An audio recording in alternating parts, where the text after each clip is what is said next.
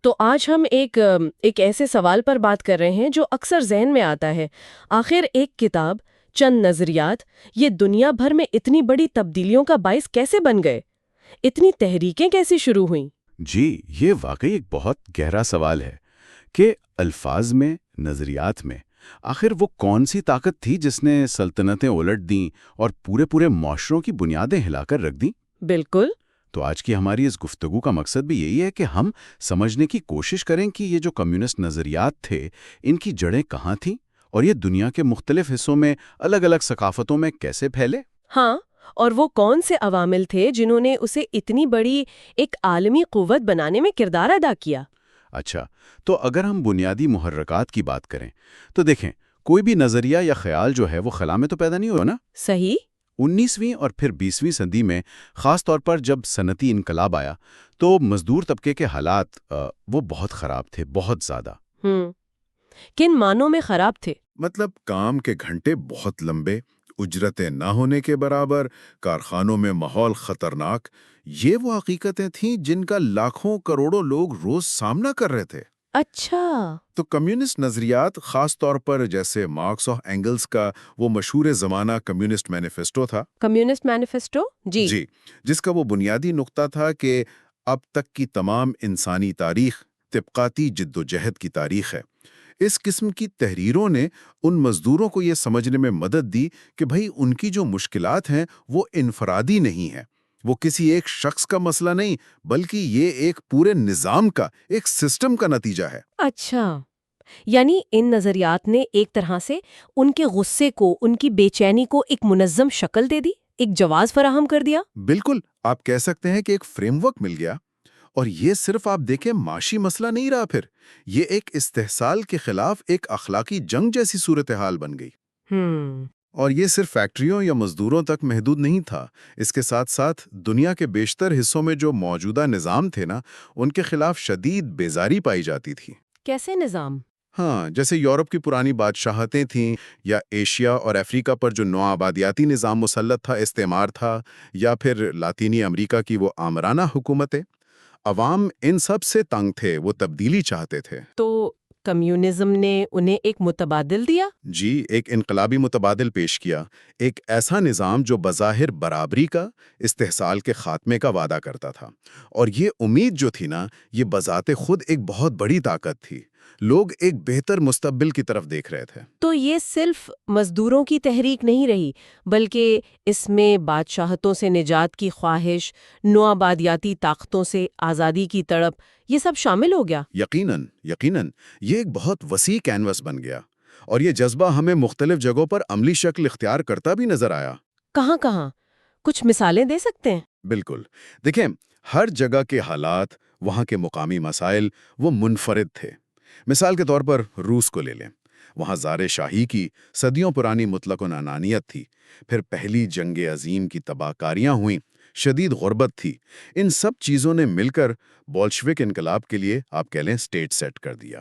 اچھا۔ اور وہاں لینن نے مارکس کے نظریات کو روسی حالات کے مطابق ڈھالا، ان میں تبدیلیاں کیں۔ اور چین کا انقلاب بھی تو بہت بڑا واقعہ تھا۔ جی ہاں، چین میں صورتحال مختلف تھی۔ وہاں صدیوں کی بیرونی مداخلت تھی، ملک کے اندر شدید خلفشار تھا، کسانوں کی حالت بہت بری تھی۔ تو وہاں ماؤ زیدونگ کی قیادت میں جو کمیونسٹ انقلاب آیا، اس نے اس روایتی نظام کو مکمل طور پر ختم کر دیا۔ وہاں کسانوں کا کردار زیادہ اہم تھا۔ اور کیوبا کا بھی ذکر ہوتا ہے اکثر۔ جی، کیوبا میں باتیستا کی حکومت تھی جو کافی بدعنوان سمجھی جاتی تھی، اور امریکی اثر و رسوخ بھی بہت زیادہ تھا۔ تو وہاں فیڈل کاسٹرو کی جو جد و جہد تھی، وہ بھی اسی عالمی لہر کا، اسی نظریاتی کشمکش کا ایک حصہ تھی۔ تو گویا ہر جگہ مقامی شکایات، مقامی مسائل موجود تھے، لیکن کمیونسٹ نظریے نے ان سب کو ایک طرح سے جوڑ دیا، ایک عالمی جد و جہد کا حصہ بنا دیا۔ بالکل ایسا ہے۔ آپ یہ کہہ سکتی ہیں کہ نظریہ ایک چنگاری کی مانند تھا جس نے پہلے سے موجود بارود کو آگ لگا دے۔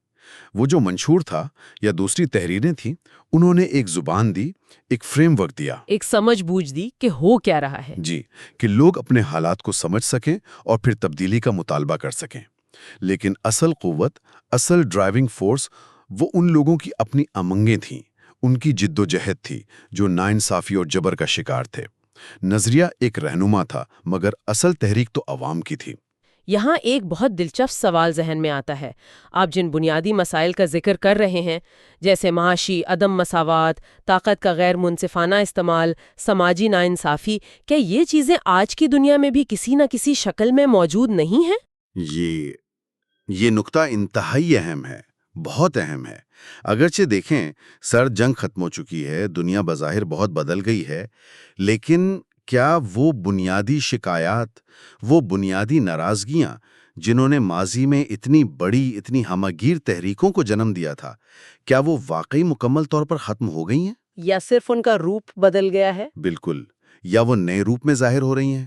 آج بھی ہم دنیا بھر میں دیکھتے ہیں، دولت کی غیر مساوی تقسیم پر بحث ہوتی ہے، وسائل تک غیر یکساں رسائی کا مسئلہ ہے، طاقت چند مراکز میں یا چند ہاتھوں میں مرکوز ہونے کی باتیں ہوتی ہیں۔ جی، یہ بحثیں تو آج بھی زندہ ہیں۔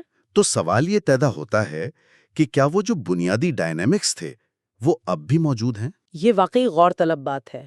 تو کیا آج کے نوجوان یا آج کی جو مختلف سماجی تحریکیں ہیں، کیا وہ موجودہ نظام کو چیلنج کرنے کے لیے نئے طریقے، نئی زبان استعمال کر رہی ہیں، بھلے ان کے نظریات ماضی کے کمیونزم سے مختلف ہی کیوں نہ ہوں؟ کیا تاریخ خود کو دہرا رہی ہے، لیکن ایک مختلف انداز میں؟ یہ وہ سوال ہے جس کا جواب شاید ابھی واضح نہ ہو، اس کا جواب تو وقت ہی دے گا، لیکن ماضی کا مطالعہ، تاریخ کو سمجھنا، ہمیں حال کو سمجھنے اور مستقبل کے ممکنہ راستوں پر غور کرنے میں یقیناً مدد دیتا ہے۔ یہ دیکھنا اہم ہے کہ کیا وہ بنیادی انسانی خواہشات، انصاف کی خواہش، برابری کی خواہش، ایک بہتر زندگی کی تلاش، کیا آج بھی معاشرتی تبدیلی کی سب سے بڑی محرک ہیں؟ میرا خیال ہے کہ ہیں۔ تو آج ہم نے کمیونسٹ نظریات کے عالمی پھیلاؤ کے پیچھے جو چند اہم وجوہات تھیں، ان کا جائزہ لیا۔